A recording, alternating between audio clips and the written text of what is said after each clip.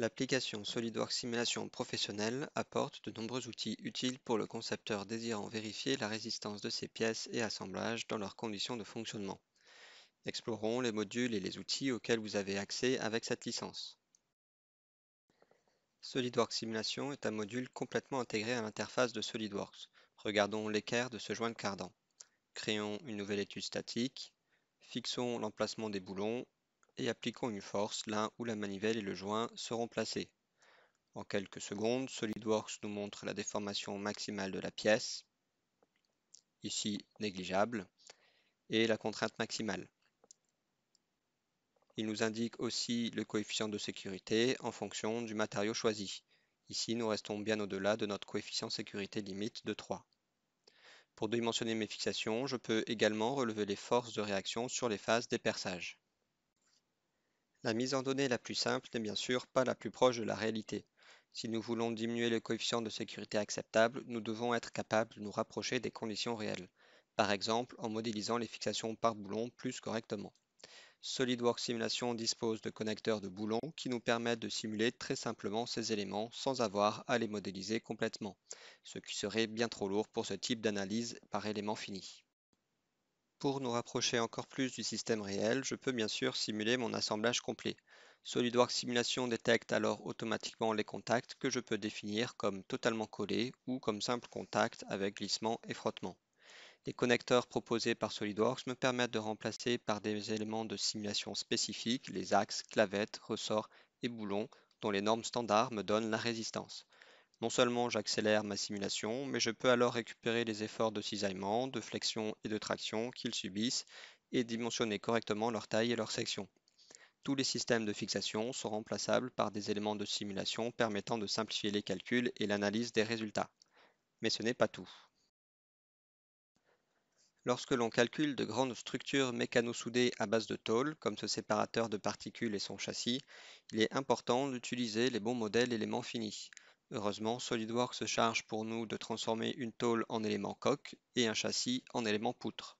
Les contacts et liaisons soudées entre eux sont gérés automatiquement dans la plupart des cas. Vous avez bien sûr le contrôle total sur toute la mise en données réalisée par ces automatismes.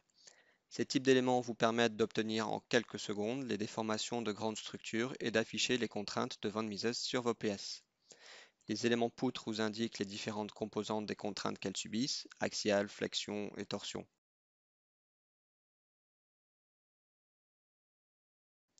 Vous pouvez également les afficher sous forme de diagramme bien connu et sortir un tableau des efforts maximum sur votre châssis.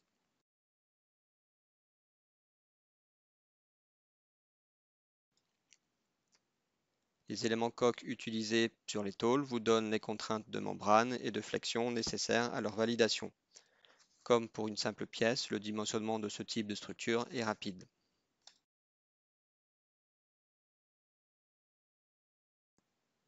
Tout cela est disponible dans SolidWorks Simulation dès votre licence SolidWorks Premium. Mais la version SolidWorks Simulation professionnelle propose bien plus que cela. Il vous aide par exemple à optimiser votre conception. Avec cette licence professionnelle, vous avez accès aux études de conception et au gestionnaire de cas de chargement. Le gestionnaire de cas vous permet de paramétrer rapidement plusieurs simulations en faisant varier les forces et les fixations de votre système. Vos produits sont rarement soumis à une seule force au cours de leur durée de vie. Il est important de trouver le cas le plus contraignant.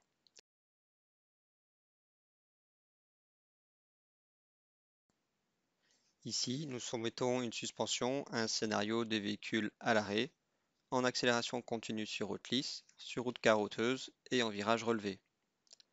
L'étude de conception va encore plus loin et vous permet de jouer sur les dimensions de vos pièces pour trouver la taille optimale pour résister au cas de charge tout en respectant votre contrainte, coefficient de sécurité et déplacement maximal. Dans notre suspension, nous souhaitons réduire au maximum l'épaisseur des bras inférieurs. Il n'est plus nécessaire de passer des heures devant votre modèle et de répéter à la main des itérations de calcul pour trouver les meilleures dimensions. Ici, le graphe de résultat nous montre qu'une épaisseur de 4 mm semble optimale puisqu'une augmentation influence très peu la contrainte maximale.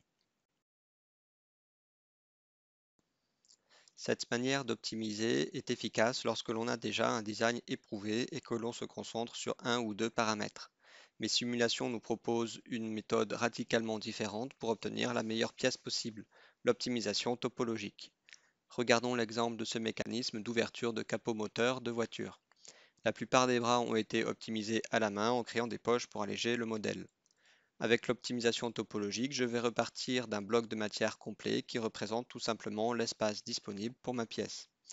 J'y applique les supports, les forces qu'elle va subir et des conditions de fabrication comme par exemple une géométrie démoulable et des régions préservées. Je donne un objectif et une limite, ici la réduction de la masse tout en gardant une rigidité maximale. Après quelques minutes de calcul, SolidWorks me donne la forme optimale de la pièce. Je peux alors jouer sur la quantité de matière gardée et exporter cette forme en corps maillé.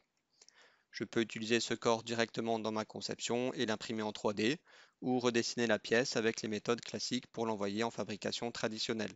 C'est un outil extrêmement intéressant pour quiconque souhaite encore améliorer ses conceptions ou exploiter au maximum les capacités des imprimantes 3D actuelles. Mais revenons à nos assemblages plus classiques. Simulation Pro dispose de nombreux outils pour simplifier la mise en données et l'analyse des résultats. Nous venons de parler du gestionnaire de cas de charge utilisé dans les études de conception pour optimiser un ou plusieurs paramètres. Simulation Pro nous offre aussi un type d'analyse spécifique aux appareils sous pression. Pour concevoir ces appareils, les normes nous demandent de combiner les effets du poids propre, de la pression, de la température et des autres influences externes comme les accessoires ou même le vent.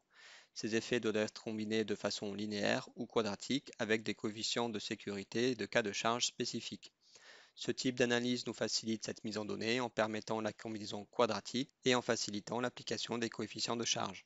Elle nous donne accès à tous les résultats nécessaires comme l'intensité de contrainte, de membrane de la cuve et la linéarisation des contraintes à travers l'épaisseur de la tôle.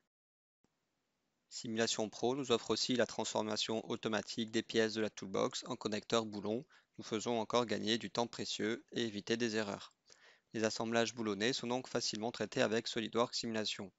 Mais qu'en est-il des assemblages soudés?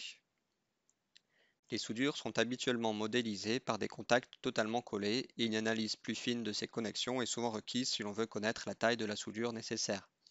Mais encore une fois, Simulation Pro nous propose un outil d'analyse des résultats permettant de connaître en fonction de la norme de soudure choisie la taille de la soudure nécessaire pour que les deux pièces soient correctement fixées. Ici, par exemple, SolidWorks nous indique que le cordon de 4 mm que nous avions prévu risque de ne pas suffire et nous conseille environ 4,5 mm. De nombreux détails sont donnés jusqu'à l'évolution de la taille nécessaire tout le long de la trajectoire.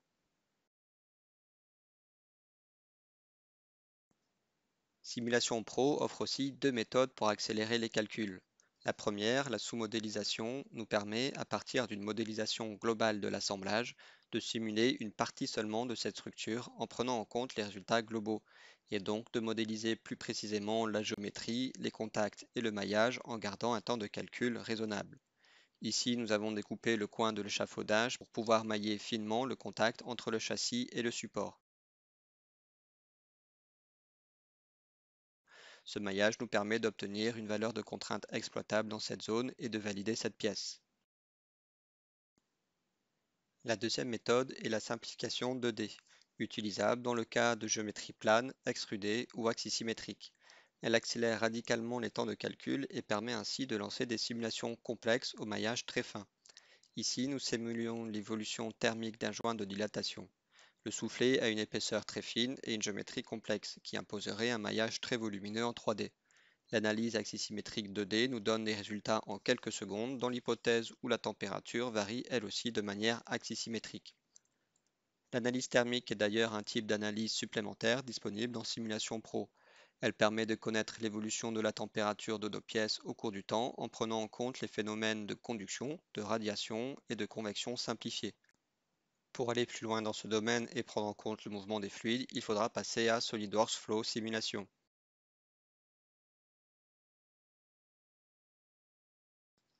Revenons au séparateur de particules. Les forces auxquelles il est soumis sont connues. La fixation des autres éléments, le poids du contenant et bien sûr son poids propre. La simulation statique que nous avons vue jusqu'à maintenant regarde les contraintes internes des matériaux et les compare à leurs limites élastiques pour vérifier qu'il ne va pas plastifier ou rompre, ce qui entraînerait la ruine de notre système. Mais il existe un autre mode de ruine lié au déséquilibre des grandes structures en compression, le flambage. Ici, le poids propre de la structure et de tous les systèmes qui viennent s'y rattacher, plus le déséquilibre provoqué par les forces externes peuvent provoquer l'effondrement de la structure bien avant que la limite élastique du matériau soit atteinte. Simulation Pro dispose de ce type d'analyse et nous donne le coefficient de sécurité de la structure par rapport au flambage. Ici, nous avons un facteur de sécurité très confortable de 21. Jusqu'à maintenant, toutes les charges étudiées étaient statiques, pas de mouvement, pas de vibration. Que se passe-t-il si un moteur est fixé sur la structure? Les vibrations qu'il transmet risquent-elles d'endommager les pièces ou de perturber son fonctionnement? Pour répondre à ce type de questions, l'analyse modale de Simulation Pro est parfaite. Très simple à mettre en place, elle a seulement besoin des fixations. Nul besoin de connaître les forces qui s'appliquent dessus.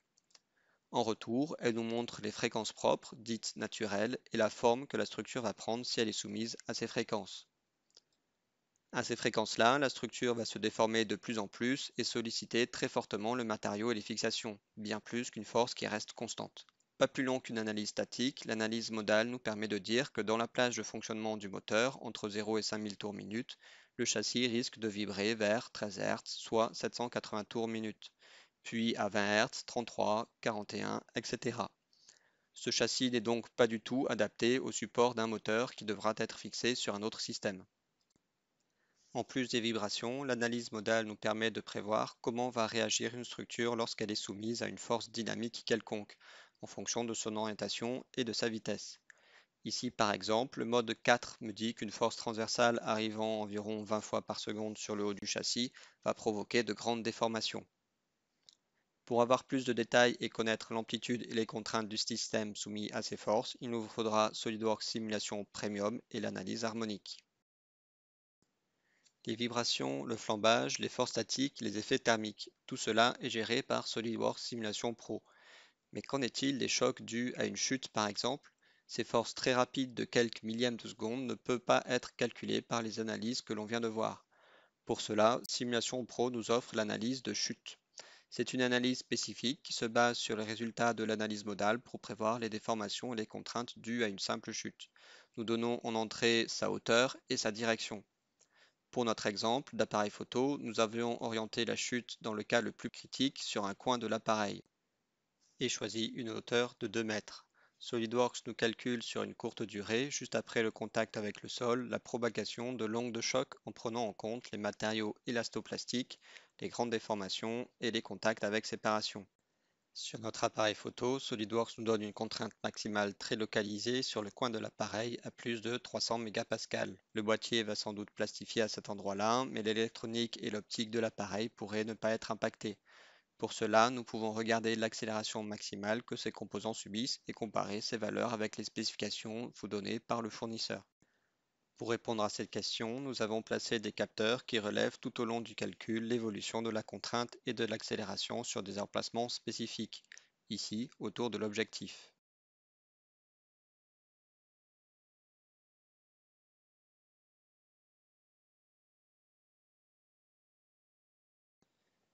Simulation professionnelle nous apporte de nombreux outils, optimisation topologique, étude de conception, analyse thermique et simplification 2D, étude de chute, flambage et analyse modale, transformation des boulons automatiques, appareil sous pression, sous-modélisation et analyse des cordons de soudure. Tous ces outils vous permettent d'optimiser vos conceptions.